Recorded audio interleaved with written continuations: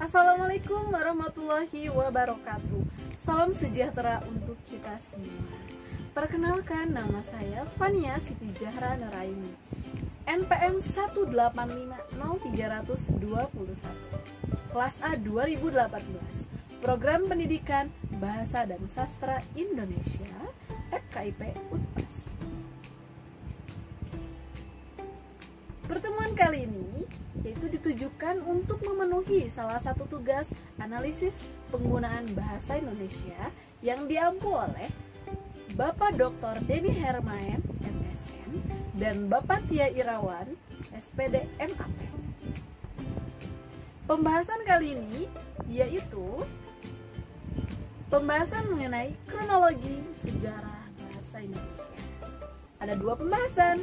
Yang pertama yaitu apa sih dasar hukum bahasa Indonesia sebagai bahasa nasional dan bahasa resmi, dan yang kedua ragam bahasa lisan dan tulisan. Kawanku, ada yang tahu gak sih mengenai dua pembahasan itu? Tidak. Yuk kita bahas sekarang. Namun sebelumnya, kapan sih lahirnya bahasa Indonesia? Dan apa sih yang menjadi dasar hukum bahasa Indonesia dijadikan sebagai bahasa nasional dan bahasa resmi? Bahasa adalah identitas setiap bangsa. Begitupun dengan bahasa Indonesia merupakan identitas nasional bagi bangsa dan negara Indonesia. Bahasa Indonesia itu memiliki peran penting sebagai pemersatu bangsa Indonesia yang ditandai oleh adanya Sumpah Pemuda.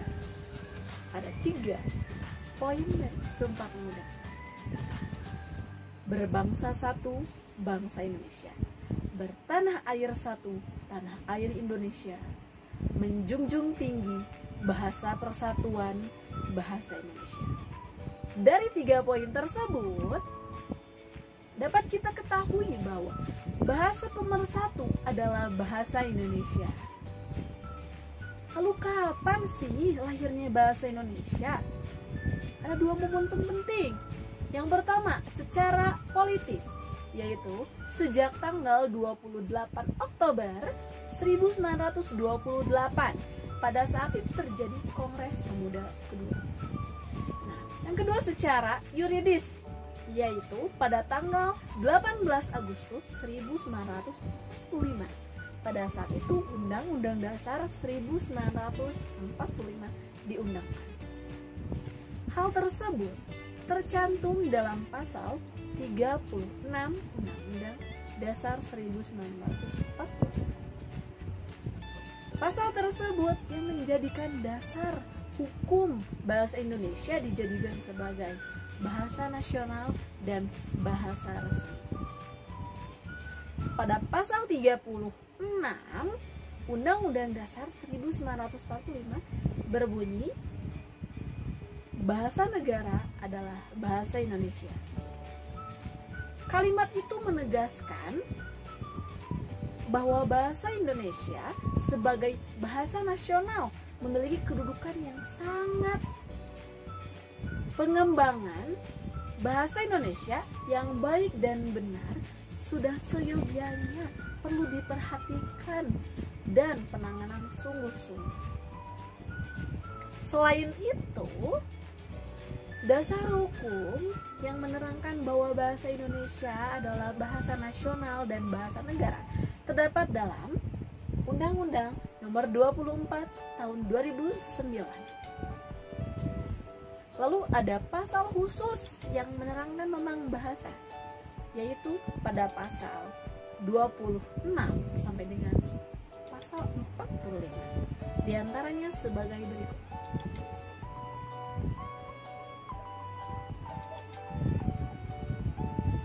Setelah teman-teman menyimak mengenai pasal khusus membahas tentang bahasa,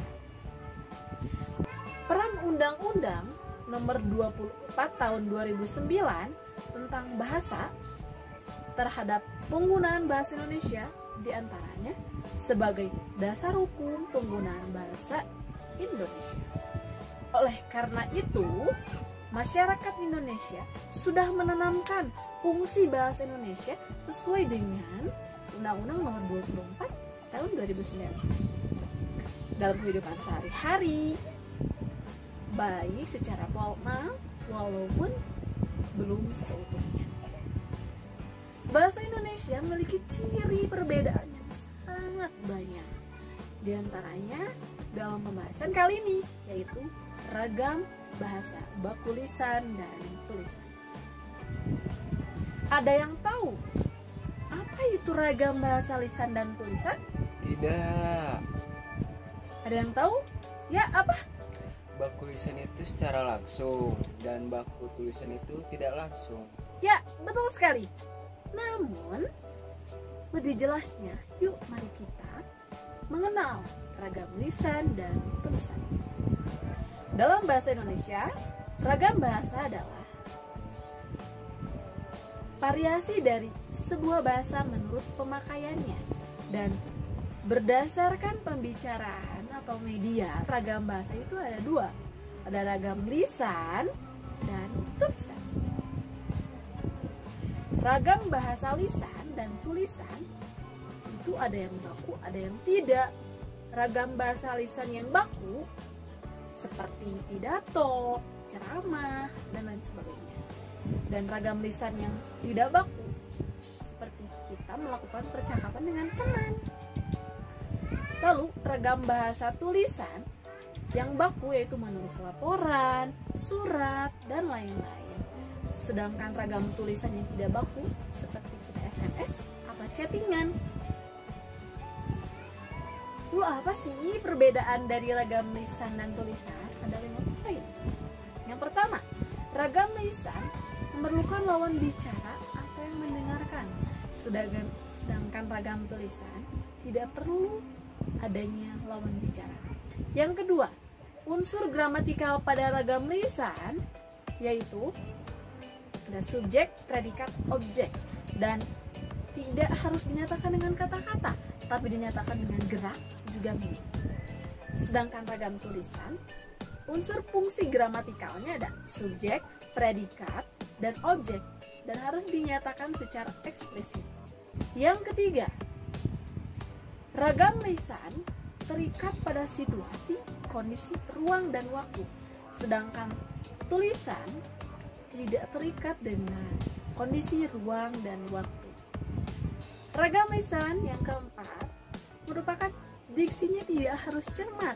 Sedangkan tulisan diksinya harus cermat. Apa itu diksi? Diksi itu adalah pemilihan kata. Yang kelima, makna pada ragam lisan dipengaruhi oleh tinggi rendah atau panjang pendek nada dan intonasi. Sedangkan pada ragam tulisan, maknanya ditentukan terutama pada pemakaian tanda baca dan ejaan.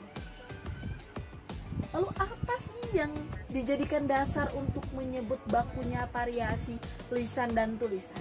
Ada 3. Yang pertama, pada kosakata. Ragam lisan yang baku, contohnya Agnes bilang, kita harus belajar. Kosakata bilang itu merupakan kosakata yang tidak baku. Dan pada ragam tulisan yang tidak baku, yang baku, yaitu Agnes mengatakan bahwa kita harus belajar.